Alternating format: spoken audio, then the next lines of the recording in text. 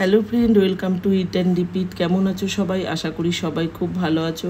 আজকে তোমাদের বানিয়ে দেখাবো তালের বড়া। তালের বড়া রেসিপি আমার আগেও দেওয়া আছে, তবে এবছরের প্রথম তাল আসলো তো তাদের জন্য ভাবলাম তোমাদের সাথে একটু শেয়ার করি। তালের পাল খুব সহজে কিভাবে বার করে খুব তাড়াতাড়ি করে তালের বড়া বানানো যায় সেটাই তোমাদের দেখাবো। তাই এই যে দেখো, তালটা এনেছে প্লাস্টিকে, 3 দিন ধরে বাজার থেকে বলেই দিয়েছিল প্লাস্টিকটা খুলবেন না, তার জন্য এই প্লাস্টিকটা আজকেই খুললাম। আর এরকম একটু কালো টাইপের আর এরকম একটু ফাটা ফাটা থাকবে গাটা, এইভাবেই তালটা বুঝে দেখে আনবে, তাহলে কিন্তু এই তালটা খুব ভালো হয়, পাল্পটাও খুব ভালো বেরায় আর খুব মিষ্টি হয়। তা দেখো, তালটাকে খুব ভালো করে ধুয়ে নিলাম, তারপরে তালের ওই বোটাটাকেও কিন্তু ছাড়িয়ে নিয়েছি। ছাড়িয়ে নেওয়ার পরে আবারও আমি ভালো করে একটু ধুয়ে নিলাম।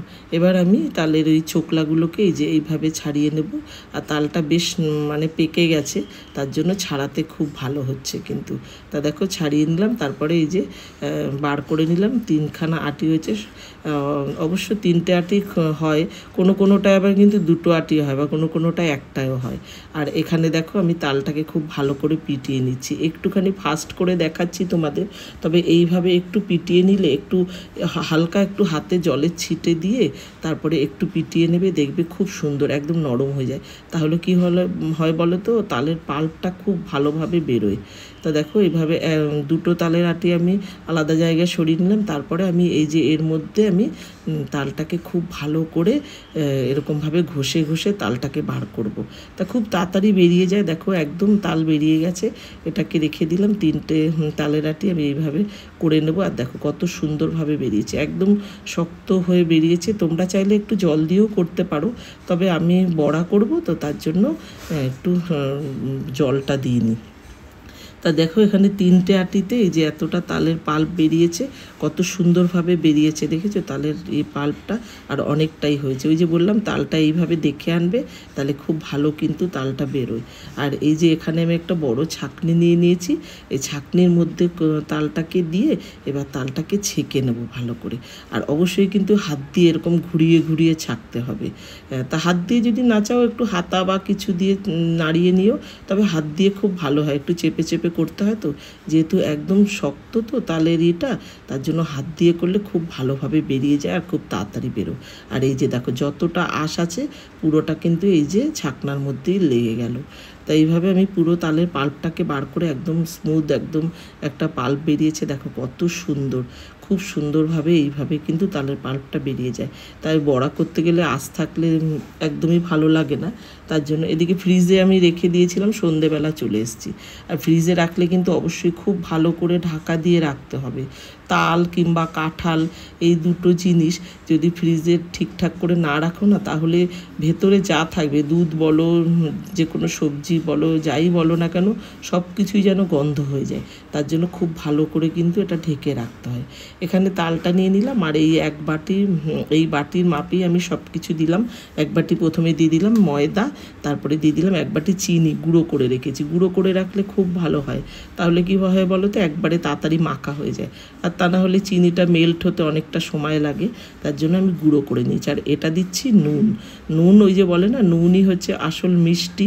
নুন না দিলে কোনো মিষ্টি কিন্তু ঠিকঠাক স্বাদ পাবে না, তার জন্যে। আর এখানে দিয়ে দিলাম একটু গুঁড়ো দুধ, মানে এখানে ওই 2 প্যাকেট দুধের মতন দিয়েছি। 10 টাকা দামের গুঁড়ো দুধ পাওয়া যায় না, যে কোনো ব্র্যান্ডের গুঁড়ো দুধ দিতে পারো।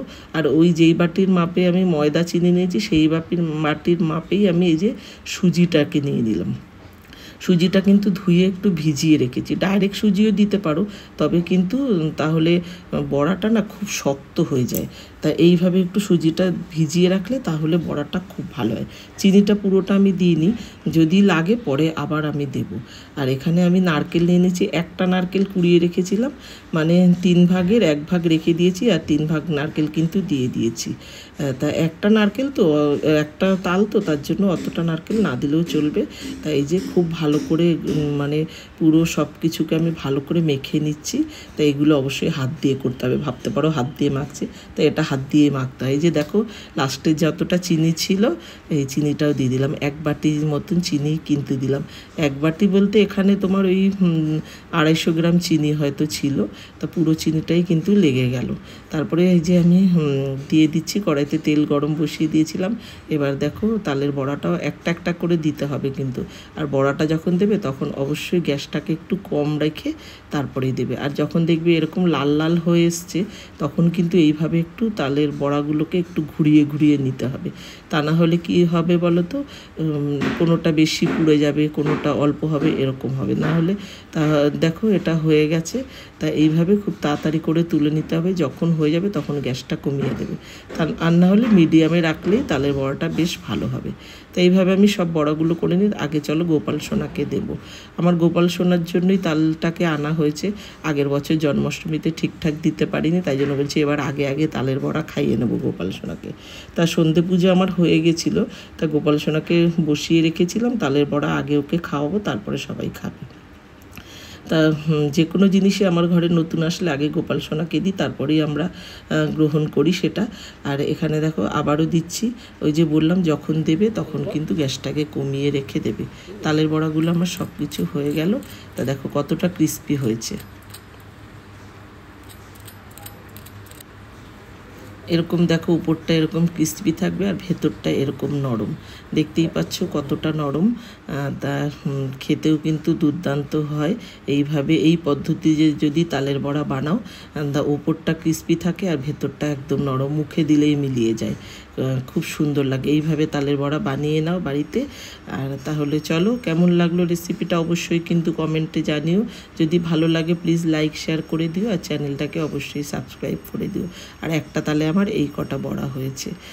তাহলে চলো আজ আসি, সবাই ভালো থেকো, সুস্থ থেকো, সাবধানে থেকো। আবার আসবো এরকম অনেক অনেক রেসিপি নিয়ে, আর না হলে কোনো ব্লগ নিয়ে। আজ আসি, টাটা, সবাই ভালো